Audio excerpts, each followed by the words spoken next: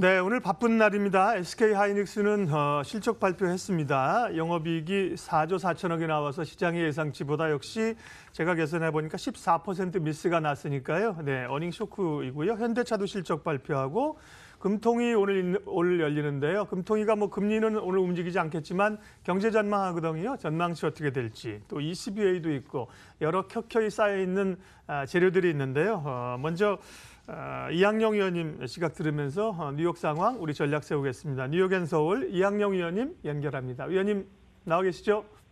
네, 안녕하세요. 이학영입니다. 예, 우리도 기업들 실적 발표하고 있고 어쨌든 부담스러운 소식들이 훨씬 많은데 미국 증시는 기업 실적 발표하는 게 확실히 우리보다는 분위기는 좋습니다. 주가 오른 게 그런 영향이 좀 있었던 거죠? 네, 맞습니다. 조정 하루 만에 다시 반등했는데요.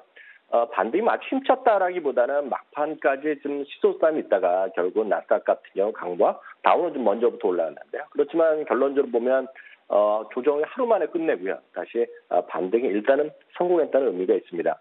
여전히 경기에 대한 둔화에 대한 움직임, 우리의 목소리 분명히 시장을 좀 발목을 잡고 있겠고요.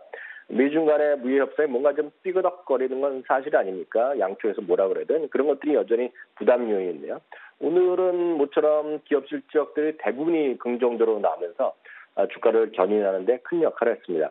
특히 오늘 기업 실적들은 아마 대한민국에 계신 분들도 누구나 다 들어봄직한 기업들이 되겠는데요. 첫 번째는 이제 역시 IBM입니다. IBM은 한때 영광을 뒤로하고 주가가 계속 내려가던 기업입니다. 작년만 하더라도 봄의 고점 대비 거의 70%나 하락했었는데요. 매출과 기업이익이 모두 예상을 뛰어넘는 상회하는 실적을 발표했고요. 특히 올해 전망도 기대 이상으로 제시하면서 8.7%를 오늘 상승했습니다. 역시 IBM을 앞으로 끌어나갈 것은 역시 다른 IT 기업과 똑같습니다. 한쪽에서는 클라우드 서비스가 있겠고요. 기업들 향한 클라우드 서비스죠. 두 번째는 역시 왓슨으로 대표되는 인공지능의 활용도 이런 것이 역시 IBM의 향후의 투자 포인트다라고 보셔야 되겠고요. 두 번째는 화장품도 있고 기저귀도 있고 여러 가지 제품 생활용품에서 많이들 쓰이는 프로페너 갬블인데요. 5.6% 오늘 상승했습니다. 역시 매출과 이익 모두 예상을 상회하는 실적을 발표했는데요. 특이한 점은요. 어제도 제가 이제 어떤 유기농이라든가 일단 셀프 케어로 말씀드렸는데 오늘 P&G에도 그런 얘기를 했습니다. 특히 유기농 화장품도 우리나라에서도 고가 유기농 쪽 많이 하는데요. 유기농을 활용한 화장품 산유 상품 매출이 무려 전년도에 대비 8% 이상 큰 폭으로 상승했고요. 이쪽이 앞으로 시장의 먹거리라는 것을 분명히 밝혀줬다는 데 의미가 있겠고요. 세 번째는 이제 방위산업 쪽이죠. 유나이티드 테크놀로지인데 5.3% 올라갔는데요. 오늘 기업 중에서는 가장 높은 깜짝 실적을 발표했습니다. 1주당 1.53달러 이익이 예상됐었는데요. 1.95달러가 나오면서 한마디로 깜짝 실적을 발표했는데요. 반면에 테슬라 다들 아실 텐데요. 테슬라는 급락세를 지속하면서 올해 들어서도 12%, 13% 떨어져 있습니다. 지난주에는 뉴스 보셨겠지만 대규모 감원 소식이 있었는데 오늘은요. 테슬라의 대표적인 상품이죠. 모델 S 그리고 양쪽으로 문이 열려서 좀 멋있다고 얘기하는 SUV급의 모델 X가 있는데요. 이 두 모델의 어떤 일하는 사람들을 감원했고요. 특히 이러면서 이들 두 제품, 즉 쉽게 해서 고가 제품 라인의 생산을 줄인다고 알려주고 있습니다. 그러면서 대신에 모델 3죠. 그러니까 재작년에 우리나라에서 많이 주문을 했고 작년에 가을부터 이제 본격적으로 추가가 되는 것이 모델 3입니다. 상대적으로 저가죠. 45,000, 5만 달러 정도 그 이하 시작은 모델 35,000달러부터 시작하는 걸로 알고 있는데 미국 달러 기준으로요. 모델 3에 증산하면서 뭔가 좀 프로덕트 믹스가 좋지 않은 쪽으로 가고 있다는 얘기하고 있고요. 그와 관련해서 RBC 캐피탈은 테슬라의 주가를 목표 주가를 290달러에서 245달러. 245달러면 현재가 대비 17% 아래로 내려가 있는데요. 그런 것이 나오면서 결국 현재 주가가 많이 떨어졌음에도 불구하고 여전히 고평가라는 얘기하고 있고요. 그렇게 비판적인 얘기를 워낙 쓰는 사람이지만 소위 지금 테슬라의 주가 가치의 3분의 1은 소위 일론 머스크에 대한 프리미엄이지 우리가 어떤 기본적인 어떤 평가로 나온 가격은 아니라면서 비판적인 시각을 보여준 것 또는 특징적인 종목이었습니다. 네, 미국의 이제 기업 실적 얘기를 좀 하셨고요. 우리도 SK 하이닉스 실적 발표하고 지금은 이제 삼성 SDS의 실적 나오는 게 또 자막으로 처리가 되고 있습니다. 영업이익이 25%가 늘어서 삼성 SDS는 표면적으로 좋게 나왔습니다. 물론 또 컨센하고 이걸 이제 비교를 해봐야 됩니다. 예, 주가 흐름은 최근에 미국이나 우리나 이제 주가가 올라오는 게 큰 흐름에서는 소위 이제 베어 마켓 랠리, 약세장 속의 일시 반등이라는 시각이 많은데 생각보다 빠르게 가니까 또 그게 아닐 수도 있다. 다들 이제 좀 여러 의견들이 나오고 있는 상황들인데요. 의원님 생각은 어떠신지 시장 전략 좀 말씀해 주십시오. 네, 정확히 말씀하셨는데 그런 의견이 양쪽에 팽팽히 맞서 있습니다. 그렇지만 전반적으로 보면서 이번 현재 반등을 베어마켓에서의 일시적인 반등으로 해석하는 사람이 아직은 다수는 많죠. 물론 기대감 자체는 저점을 이용해서, 그러니까 급락을 이용해서 타자라는 얘기를 많이 하고 있습니다. 그것을 얘기해서 한국말로 하면 조정을 틈탄 매수, 그러니까 영어로 하면 buy the dip이라는 말을 쓰고 있고요. 반대 말은 이거죠. 반등을 통한 매도. 그러니까 조금 회복했을 때 오히려 팔아라, 이런 양쪽의 의견이 팽팽히 맞서 있는 것인데요. 어저께는 제가 좀 긍정적인 의견을 좀 소개해드렸다 그러면 오늘 약간 좀 보수적인 식을 몇 분 의견을 소개해드리겠는데요. 첫 번째로 로버트 로스라고 또 유명한 투자 전략가가 있는데요. 반등 시 팔아라 이야기하고 있는데요. 일부에서 이제 어제 말씀드렸다시피 저점 대비 크리스마스 이브 대비 15% 올라온 반등이 아주 강하기 때문에 기대를 해봄직하다는 주장이 있지만 과거 역사적으로 봤을 때는 이런 베어마켓에서도 이 정도는 종종 있었다라는 주장을 하고 있습니다. 특히 베어마켓 시장에서의 특징은 급락과 급등이 반복되는데 이것이 전형적인 그런 모습이라고 보고 있고요. 대안은요, 저도 이제 금 얘기를 많이 해드렸지만 금 관련 주식으로 시장의 하락을 대비하라고 특정적으로 얘기를 하고 있습니다. 여기서 말하는 금은 우리랑 약간 개념이 다른데요. 광산뿐만 아니라 금에 투자하는 회사들이 있습니다. 그걸 골드 스트리밍 회사들이라는 업종이 있는데 그런 쪽에 투자라는 얘기하고 있고요. 뱅크 오브 아메리카는 현재는 경기의 성숙기란 얘기죠. 다들 아시겠지만 경기는 회복기를 지나서 성장기를 지나서 성숙기를 지나가고 그다음에 경기 후퇴기를 가는데 그게 후퇴기가 우리를 얘기하는 리세션의 의미가 되겠는데요.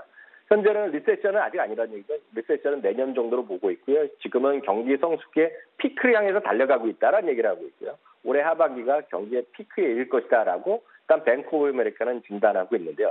만약에 그런 시기라고 믿는다 그러면 지금 경기의 회복기를 지나서 완전히 어떤 성숙기의 초입 정도 언저리에 있다 그러면 회사가 안정적이고 위험이 적은 대형주를 좀 매수하는 것이 맞다라고 보고 있고요. 거기에는 이제 여러 가지 유틸리티나 이런 것들이 흔히 얘기하는 방어적 팩터가 되겠고요. 특이한 것은 넷플릭스 같이 꾸준하게 돈을 벌어들이는 그런 꾸준하게 구독하는 서비스 이런 쪽에 대한 관심을 늘리라는 얘기를 하고 있고요. 오늘도 다보스 포럼 한 분만 얘기해드리면 아시다시피 로버트 슐러 교수 2014년인가요? 그 노벨상을 받은 분은 유명한 분인데요. 로버트 슐러 교수가 다보스 포럼에 또 나왔습니다. 여기서 기업의 이익 증가세가 뚜렷하게 둔화되고 있다는 점, 그리고 미국과 중국의 불안한 점 이런 것들을 봤을 때 지금 주식시장은 여전히 불안한 시기고 자기가 봤을 때는 조정이 더 이어질 가능성이 크다라고 얘기했습니다. 그렇기 때문에 전반적으로 냉정히 보면 7대3 정도는 여전히 지금 베어마켓으로 보는 사람들이 많이 있다라고 보고 있고요.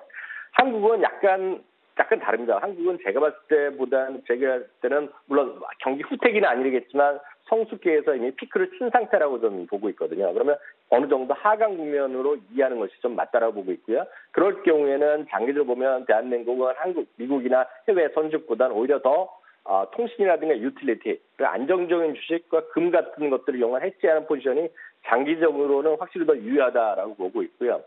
장기적으로는 계속 말씀드렸다시피 수급이나 재래를 위한 기술적 대응으로 하는 것이 지금은 유리하다라고 말씀드릴 수 있겠습니다. 예, 시장에는 뭐 언제 어느 때나 긍정적인 론과 비관론이 항상 나오는데 문제는 투자자들이 본인이 듣고 싶은 얘기를 선택해서 듣는다는 것이죠.